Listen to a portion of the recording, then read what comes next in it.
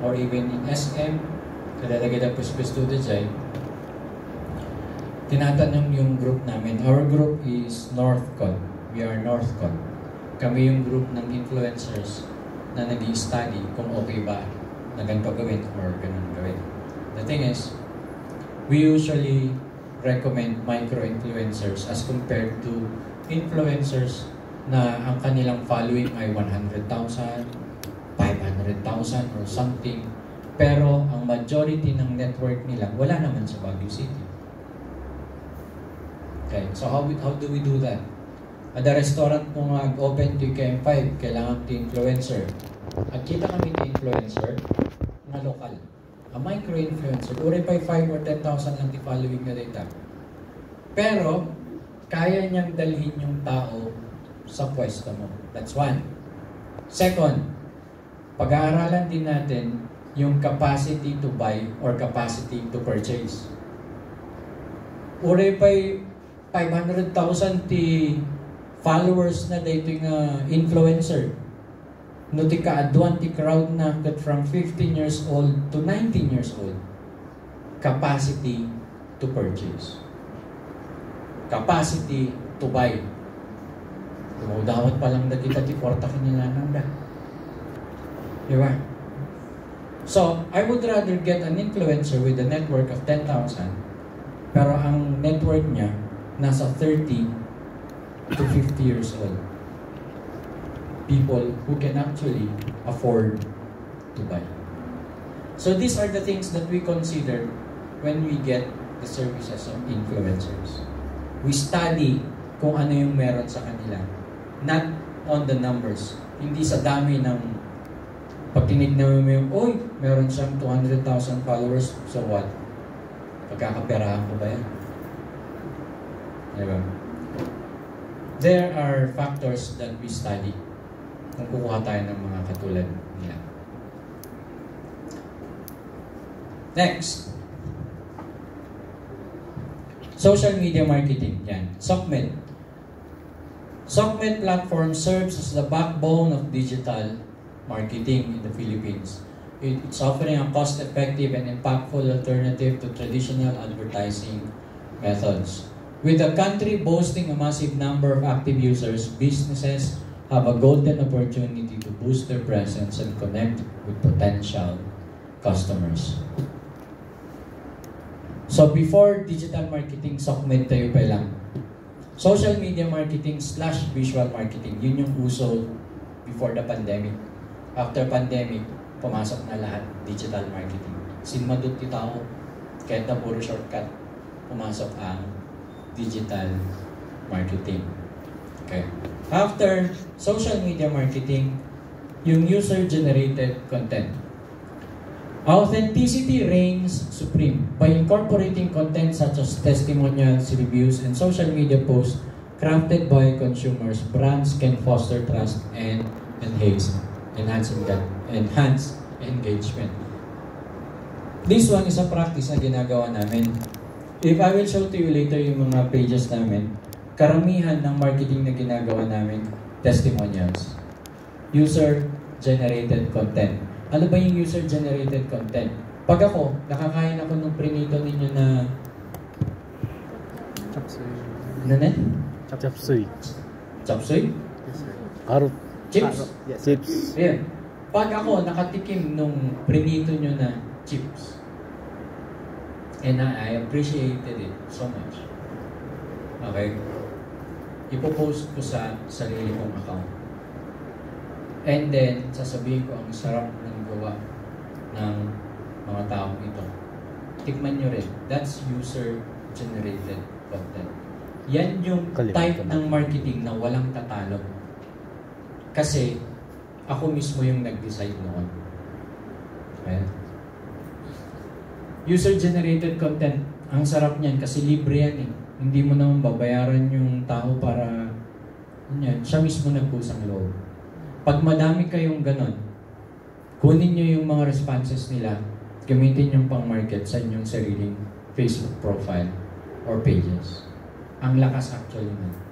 Mas malakas yon dun sa kayo lang mismo yung sariling gumawa ng ad. User-generated content. Ito yung binabayaran sa mga tinatawag na Facebook managers, Facebook marketing managers. Magaling silang gumawa o maglaro sa user-generated content. Okay. Networking connections, influencer marketing, macro versus nano, and video marketing. Okay. If you would really like to do digital marketing, video marketing is the rule for the next 5 years. Tandaan yan. Anak lang so ako. Ibagbaga kinyayin to 2024 hanggang 2029, 2030, video at yagbaling na form iti marketing. It's the trend of all apps right now. Anya ba dagi video marketing nga mo susar for mga apps? Anya TikTok? Oh, help me out. Aside from TikTok, ano pa? YouTube. YouTube. Ano pa? Live selling. Reels. Ano pa? Everything is geared towards video marketing. And nagpo-forecast kami na sa Philippines, tatablahin nito ang advertising cost. Tatablahin nito ang advertising cost. Yung advertising cost sa TV, sa radio, talagang bababayan. Come 2025, sinasabi ko po sa inyo, come 2025, magsasawa tayo sa video marketing ng mga politicians. Sobra. Magsasawa tayo sa video marketing nila. Kasi sila mismo, alam nila na eto na yung trend. If you would like to market your product, photos are good, but videos are better. Okay.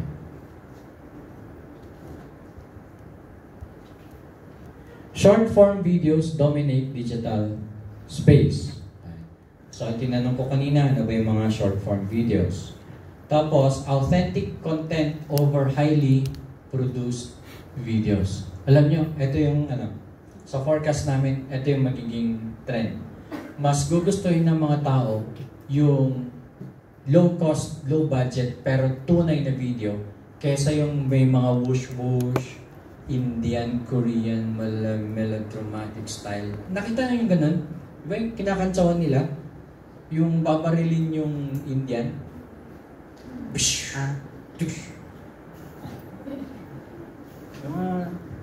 Well, alam niyo sa Netflix, gustong-gusto namin pinapanood mga Indian movies. Kasi sobrang galing ng mga cinematic nila. Second, from Korean movies. Sobrang dramatic din yung mga yan. The thing is, yung mga ganong classic presentation, it's good. Pero napansin din namin na yung market, mas gusto nila yung authentic na videos. Yung ikaw mismo, kinakain mo yung produkto mo. O so, ang tanong, nakapagprito na kayo ng chips? Kaya nyo bang kumain nung product nyo na yan o nung chocolate na yan sa harap ng video sa loob ng 10 seconds? Kaya? The attitudes, kaya? Siyempre, kaya? Kakayanin. Sige, talikod. Kaya?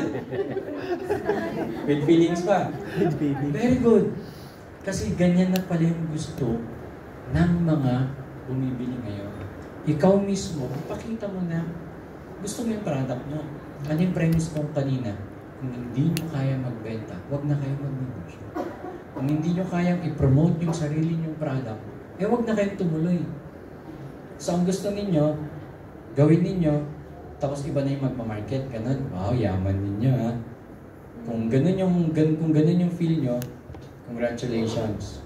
Kasi alam ko, may kaya kayo. Kaya nyo kumuha ng tao, magbayad ng tao para mag-market para sa inyo. Congrats. Pero kung hindi, kayo mismo, try to do market your products. Okay. Authentic content over highly produced videos.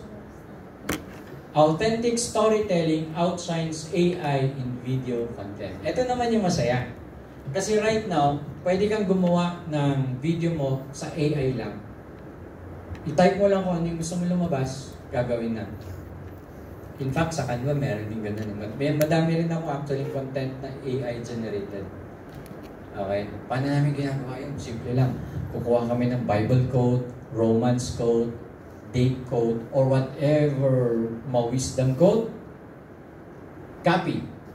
Punta ka sa Canva, kumuha ka ng mga 15-20 seconder videos, kumuha ka ng mga songs na melodramatic, inspirational, motivational, ilagay mo sa baba, tapos i-click mo doon yung kinuha mong quote, render, you have a 30-second motivational video quote created by Guru Dean Damien. That's how easy. Mabaling ipakita kanya yun. But the thing is, authentic storytelling outshines AI. Nung si tayo mismo nag-garamit sa video, kung hindi natin gagawin yun, tatabunan tayo. Although the technology is good, pero di nga rin, nasa inyo kung papatalo kayo or gagamitin ninyo sa inyo mismo. Okay. Adult examples tayo mga makita damdama, but right now, if we will see, okay, video aspect ratio is a fundamental part na yung digital marketing, part na dito eh. Okay? So, simple lang, gusto ko ipakita rito. If you are going to, kung gagawa kayo ng film, gagawa kayo ng pelikula, gagawa kayo ng SDE video or documentary, that's the landscape ratio. Okay? Ito yung pagpakastoy. Ito yung 16:9. Usually, ito yun. But, when it comes to short videos, ito na yung nagagamit. Usually, ang Facebook is 1:1. Square. Okay? Or 9:16. Ito yung ginagamit natin na dalawa. For Facebook, 1:1 and then 9:16. So, pag nilabas nyo yung phones ninyo, okay, that's 9:16. Bakit ko tinuturo yan? Kasi, lahat ng apps ngayon, yun yung pina-follow nila for short videos. Kasi, nagsukat yung market atan eh. Everyone sa buong mundo ngayon may cellphone. So, pag ikaw yung technology, okay, hindi gamitin na, okay, ito nung nag-start si Facebook, nung nag-start si YouTube, ang karamihan na ginagamit ay PC or laptop or tablet. So, ibig sabihin, yung screens niyan talagang paganito. Yun kasi ang uso ng time nila. And then here came the use of phones. Ano yung gamit na ngayon ng phone? Patayo. Alam nga, paudi ni Facebook at paudi ni YouTube, hindi pwede. Sasabayan niya yung technology, kaya nga niya nilabas yung YouTube Shorts tsaka yung Facebook Reels. Kasi ginamit ni TikTok yung platform na 9:16, yung cellphone.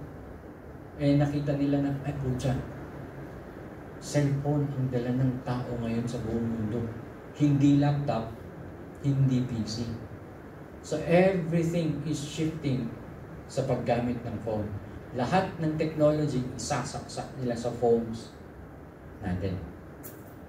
That's why we need to learn how to use and maximize our phones in creating our marketing materials for our products and services.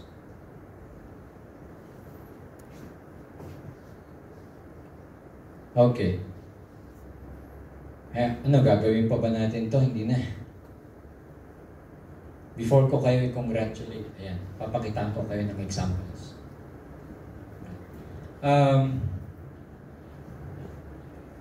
Question.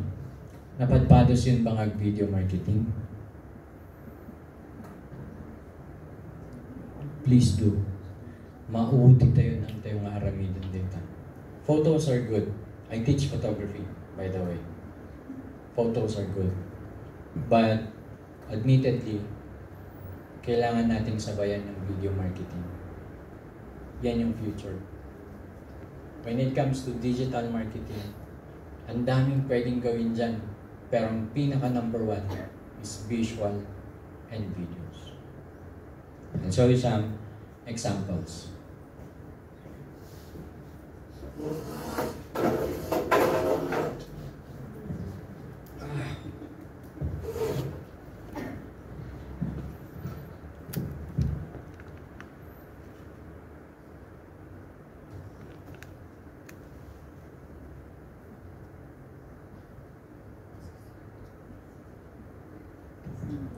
Okay, so yeah, that's me.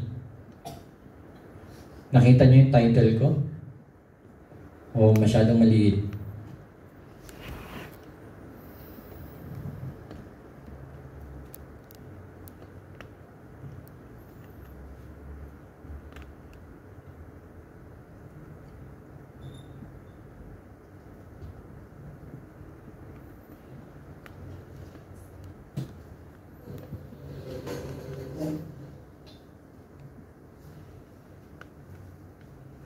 These are examples of video marketing. Now, magpapakita ako ng example ng craft, example ng service, at example ng food. Okay. So, papakita ko sa inyo una is yung example ng craft. So here, yung mga craft products namin, so ayan yung products, okay? But, yung sinasabi ko sa inyo kanina yung walang tatalo doon sa user engagement. So sa user engagement nito, if you will see this page, halos karamihan ng nandito, okay, mga previous na clients din namin. And then we use visual marketing. Ganyan.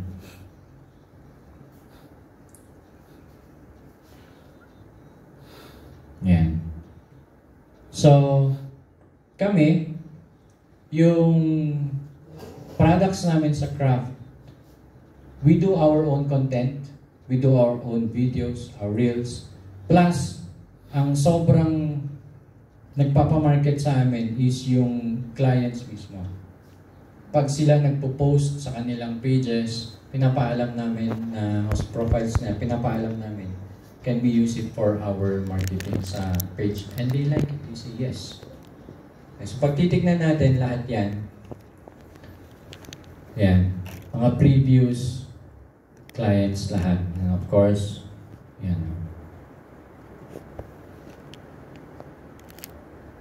Yan. May mga before and after din. Ito kasi sa seminar namin sa visual marketing, ginagamit namin yung gantong exercise. Before and after. Yan.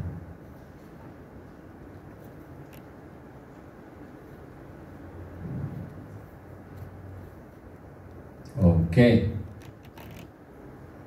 Yan. Now, papakitaan ko naman kayo ng example ng service. So, this is our creative page. Have you heard of What World? May nakarinig na ba sa inyo? It's a photo and video company that I started in 2010. So, kasabayan siya actually ni Accents and Petals. And dito naman, same din.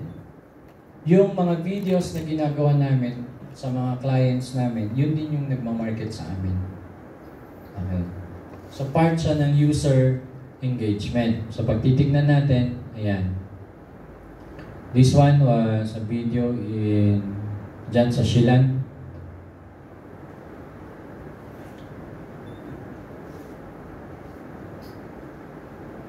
Ayan.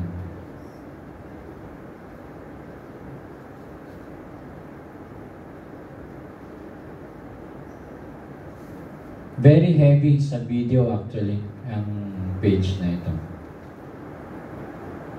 Ayan. And then lastly, pakita ko yung sa food.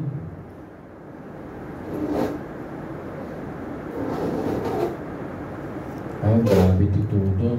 Sobra.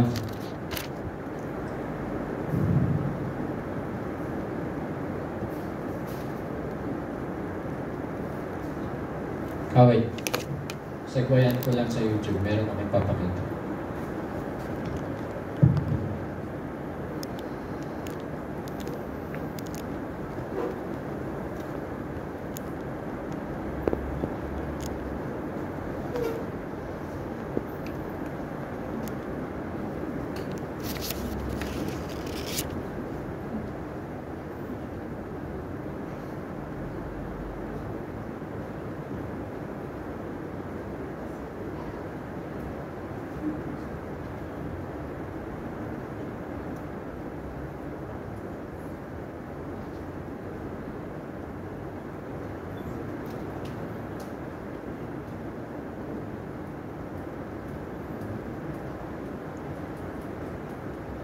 Okay. Si Carlo, halos magkasabay kami niyan dun sa noong 2017, kabatch ko yan sa Bayan Academy, BBHC na. Nung time na yun, nagsisimula pa rin parang siya sa kanyang SOCMED, sa kanyang visual digital marketing.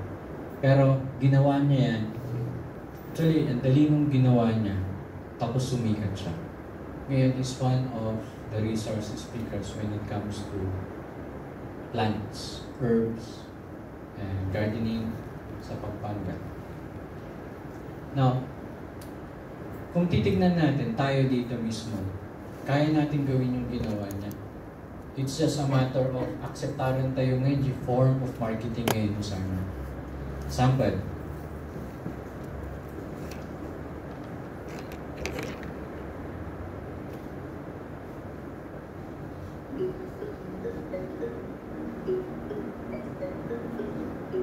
Call it the farmer.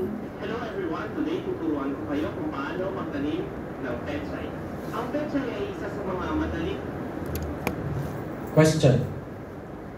Taas ang kamay. Kaya ba nating magtanim ng pechay? We know, kailangan nyo pinag-adult 4-year course, stop no. Ang masuruan tayo nga mula ni pechay. Kaya nating lahat, di ba? Hindi na inaaral. Ano ang hindi natin kayang gawin? Magpa-video na magtanim ng pechay. Yung magharap sa camera. Humarap sa camera. Pero pag nagawa natin, people will actually support us. Especially inaramid you. Isang napakabilis na factor yan to market yourself and your product. So, kikitak dyan naramid na grabe. How to plant rosemary, how to plant... Naging mulmula tayo amin dito eh. How to. The difference na lang, ada video dyan sa na. Yung sabi ko, anak ng pati, ang dati dyan benggit. Sabi na, uray, may sakit na yun. Kinatay mo. Walang gumawa. Awan. Kasi nga, managbabahin. Tayo. Visayas. Sayang actually. Masisayang na kasi Ilocos. siguro mga 5 years akong nagkarkarit. Iti may isa nga mga ramig tikastoy. Gana tatawang pa yun. Bumak na nga damos di ay. Ting itanim na gulay. Ang kagandahan pa ng pechay is sa loob ng 28 to 30 days, pwede mo na itong ibenta. So, pera na siya agad. Kaya ang tawag sa pechay ay cash crop. Dahil within 1 month, meron ka nang maaani. Kaya today, ituturo ko sa inyo kung ano yung mga steps kung paano maging successful sa pagtatanim ng pechay. Ang first step na gagawin natin yung land preparation. Doon natin ilalagay yung pundaan natin, yung mga seeds. So, kasama ko ngayon si Mang Ben. Gerald, ipapakita namin sa inyo paano tayo mag-prepare ng isang bed para doon natin lalagay yung ating mga seedlings ng pechay.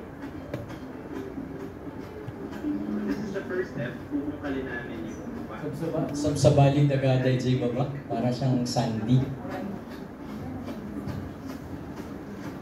After bungkalin, tanggalin yung mga bato-bato at saka yung mga damo.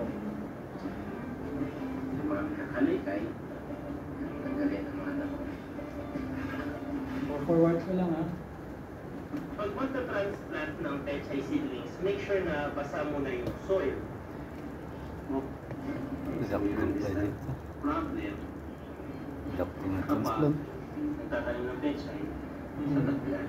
Another common problem ng pechay ay yung mga butas-butas. May mga peste kasi na tumitira dito sa baba tapos bubutasin na yung pechay. Okay. So yun, yung video marketing dati ganyan yung ginagawa niya. Landscape. Pero recently, ang dami niya nang ginagawa puro portrait na. Puro 9x16 na. Kasi alam niya yun yung trend. Mas napapanood actually yung videos niya ngayon pag pa-portrait na siya. So, tinignan ko yung mga accounts niya, halos wala na siyang landscape. Puro pa-portrait na lang yung ginagawa niyang videos. Kasi alam din niya Cellphone. na yung reach niya mas lalaki pag portrait ang gagamitin. Okay. So, from there, let's go to this example. Yan. So, paminsan-minsan, gumagawa rin kami ng mga foodangs namin. And actually, mabilis kaming magbenta because ginagamit namin yung visual marketing.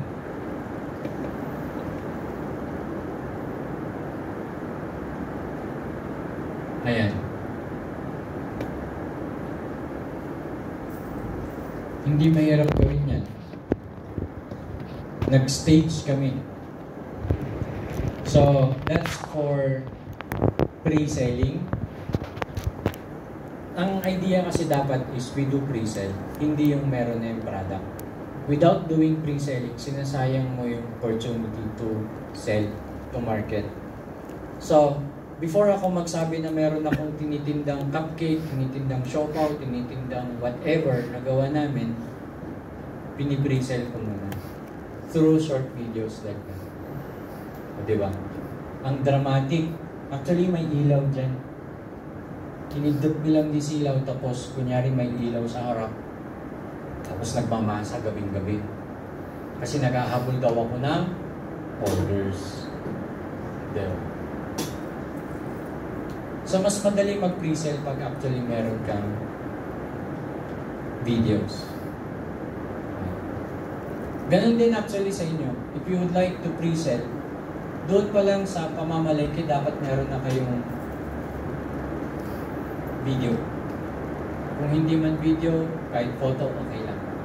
Remember, sa area ng business kasi, what sells is not only the end product. It's actually the journey. Usually, pag ang seminar natin sa Direct 101, yun yung premise ko. Kailangan makita yung journey before yung end product. Dahil small businesses tayo. I've worked sa Corpo. 3 years din ako sa Corpo. And iba yung method namin doon. Hindi namin kailangang ipakita yung journey. Bumuhos lang kami sa end product. Kasi malaking kumpanya. Pero for small companies, hindi natin kayang tablayin yung million-million at promotional budget, advertising budget ng mga malalaking kumpanya. That's why we concentrate on the journey. That journey, andun na yung pre-sale, andun na yung visual marketing mo, social media marketing mo. Para pag lumabas yung final product mo, nakapag-market ka na kagad. Example, hindi ko alam kung paano ginagawa nyo rito. But for example, yung sa pagpiprito, if you will do that, or yung sa pag-slice, dapat dun pa lang, naka-document na kayo. Naka-pre-sell na kaagad kayo. Yung procedure na yun, dapat na yung market na yun. Para pag lumabas yung end product, accepted na ng mga tao na ang ganda ng prosesong pinagdaanan. Legit, malinis, authentic, galing sa market. Before yung end product. Ang karamihan kasi nangyayari is, pag natapos na yung product, pipicturean natin, pagpatupatungin, and then, yun na yung ipopost natin. Tama? That's only 30% of marketing. Ang total marketing is 100%. 100%. 70% is the journey. 30% is the actual marketing. 30%, ito yung pinipicturean natin, pinupost natin sa Facebook, ito yung, yun. Yung ginagawa natin na common, yun. Pero yung 70%, sayang, hindi nagagamit. Hindi natin alam na mas malakas pala yun kesa dun sa 30% na end product lang. Even sa numericals, in a business is all about numbers. It's not about fame, it's not about likes, it's not about shares or comments or the confetti that we get. Business is all about numbers. And kasama sa numbers na yan, yung 70% na journey. Example. Yan si Tayo de Alas Lucy. Fish fillet. Diyan na lang adobo. Mas common na example lang adobo. Okay. Mag-bloated dyan ako sa yung max na. Okay. Okay. Kunyari, dahito ikot adobo. Adobo. Diba, isa di ka imasan na makan di Pilipinas, adobo. Depende dyan luto. Baka nasayaw di soy na, mga ganun lang. But the thing is, adobo. Pag pupunta ka sa karinderya, nakita mo yung adobo, umorder ka, kinuha, binigay sa'yo,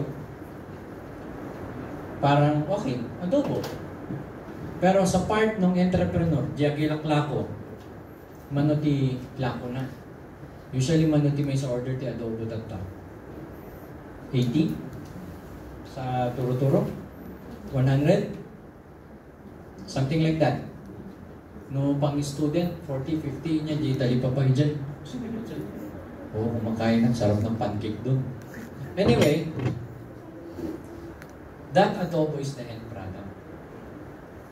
You buy it at 60 pesos per order, that's the end product. Pero pag bibiyakin natin yan, paano yung journey para naging adobo? Paano? First, nag-budget, di ba? Second, niya tinaramid na. Nagpamasahe, nagpliti, napanjay, palengke. From the market, bumili siya ng karne, bawang, sibuyas, soy, or whatever, sibuyas. Kasi niya. Nagpamasahe mo na nagawin. Tinatad na. Inluto na. Nag-usarti gasol. That process is numerical. May numbers lahat yan. May equivalent na peso value yan. Tapos idinaluto, insert na, cost na is 60 pesos. We are all looking at the 60 peso cost. Pero yung journey para naging adobo, yung numericals of it, kinonsider nyo ba? Pag ikaw yung entrep, nakakonsider mo ba yan? Or parang naggatang adobo? Tapos ito, sorry, tatadap lakot ko 60. Nagigat niyo yung gusto kong ang business, it's numerical.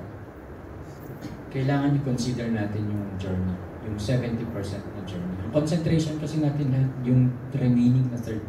How to market, how to sell, how to picture, how to post on Facebook, how. Pero hindi natin alam, nalulugi na pala tayo dun sa journey.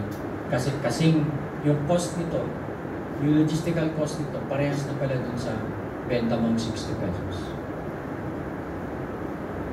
Na-realize ko yan nung nagtrabaho ko sa corporate. Tapos pumasok ako sa mundo ng MSMEs. Nagkakahay na, nag-agsin na bali.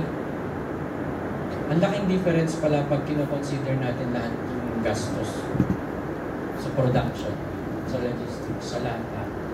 Before dun sa lagi natin usual. Ayun. Sorry. Anyway, just part of the experience ng business. Yeah. Everything has a number. And for us, every time na gilako kami online, kino-consider namin yung production, yung journey. Tapos pag makikita nyo, if you have time, you check sa page ni Accents and Petals. Makikita nyo doon na yung journey namin sa production, kasama lahat doon sa videos. Ang dami naming video na pinapakita yung ginagawa namin before yung end product. Meron akong video na ginawa na sa phone din lang. Pumunta kami ng Ilocosur, Kumuha kami ng raw materials, nasa jeep kami, tapos tapay yung cellphone, cross the river. Ang gana din sublimity Trinidad, ang gana din Inday Media Product, ang gana din ay buo na bulaklak. All taken through phone, edited through phone. Yung journey na yun actually, it makes us authentic. That's why kahit na medyo pricey yung accents and petals na bulaklak natin, marami pa rin bumibili ng products natin kasi nakikita nila yung journey ng product. Yung journey ng bawat bulaklak, nakikita nila na legit, hindi siya made in China. Kaya madami pa kaming patrons. You can check the website, the page, Accents and Petals. Meron din yung isa, yung sa food. It's Uncle Dean. Pinalitan ko na naman kasi. But anyway, familiar kayo ti Utag? Sino tiyangan nakaraman ti Utag? Impossible. Okay. Di ba maraming nagbebenta ng Utag? Sabi ko, gusto ko magbenta ng Utag pero gusto ko mabilis ang benta. So what we did, very visual. One morning, napan kami jay bilang. Sino taga Mountain Province dito eh? Oh, MP. Umuwi jay bilang. Di ba nagaduti pa baboy dyan? Umuwi na Vince? Ines? Umuwi. Nakiso dyan na pang ko nagkatangan ti baboy. Yun. So tingkas kami, parbangon dito eh, siyempre, yung palabas pa lang yung araw. O, di ba, kunyari, wow, sunrise. Tapos next na ng video, Halsema Highway, sea of clouds. Tapos medyo dark pa eh. Big phone naman. Hanggang na nakadanon kami sa Bauco, na-document yan. Tapos from Bauco, nagala kami 100 kilos na baboy. Na-document yan. Tapos, napartimod lang mismo dyan. Of course, hindi na ngayon pakita dyan dara-dara and everything niya kasi mapeta tayo. Muitipeta, di ba? Anyway, so na-slice. Tapos, from nung time na yon nagpi-pre-market na ako. Paano ako nagpi-pre? Habang nagtatadad sila, pinapakita ko na, oh, taga Baguio, dati fresh scale tayo dito eh. Itod ko kinyayo. Live price na. Siyempre may patong ng content niya. Oh, 244 kilo, kita nyo ni. Nagtagsan di pata, di ulo ti baboy, kasi hindi mo naman magagamit yan sa atag. So even the internal organs, nga tuminga kas tayo, ilaklako kun. Live. Pagkatapos actually, i-jump ko lang din yung story. Before nga naasinan di baboy, naghatangan amin di karne. Na pre-sell. So, di pasangtot kami timalong dito, in-deliver mi lang nandito Baguio. And then, may isang video pa doon na in-slice na nila yung baboy na pahaba, yung parang pang pork. Tapos, as-asinan mi i-giant. Naka-video phone. Pre-selling. Authenticity. Makita da nga fresh kill si baboy, makita da nga i-giant mismo, inasinan mi. Hindi lang in Miami dito sa Tumi actually in smoke. But the thing is, ang bilis namin nabenta yung itag namin. Yung itag namin, nabenta namin na hindi pa siya itag. Nagets niyo yan? Binenta namin yung journey. Yung destination, hindi pa kami nakararating sa destination. Nabenta na namin halos lahat ng itag. Because we sold the journey. Ang tahimik nyo ha? Nag-reflect, sir. Pero nag-gets niyo yan? That's actually how we do online marketing. That's how we do selling online. You sell the journey. Pare-parehas ang destination eh. May tag ako, may tag siya, may tag kayong lahat. May strawberry jam ako, may strawberry jam ka, may strawberry jam kayong lahat. May fried chip ako, fried chip, may fried chip tayong lahat.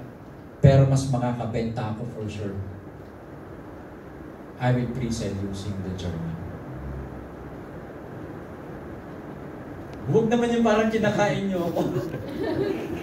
Scared of kasi. Pero nagigets nyo? And then you use digital marketing for whatever marketing purpose using yung 70-30 na method. And that works actually. In any product, in any service, in any establishment. Ang daming 199 dito yung Trinidad at napansin nyo? Bawat kanto may 199 sangyo. Naghihintay ako ng isang gagamit ng system, yung sinabi ko lang sa inyo. Ang ginagawa kasi nila lahat, nagpaskil na tinagdadakil na 199 sa harap ng mga pwesto nila. Di ba? Pero ni isa sa kanila, walang nagpakita kung paano nila ginagawa yung isang gifts nila. The journey. It's all about posting the destination. Nakaka-add yun actually sa exposure. Online. Wala na. Close na yung internet.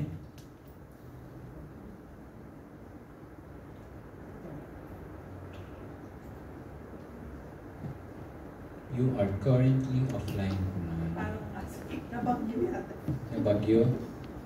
O eto, hindi ako nahihiya pag ako gumagawa ng siopaw, ng pansit, ng kung ano-ano. Ako mismo nagmamarket.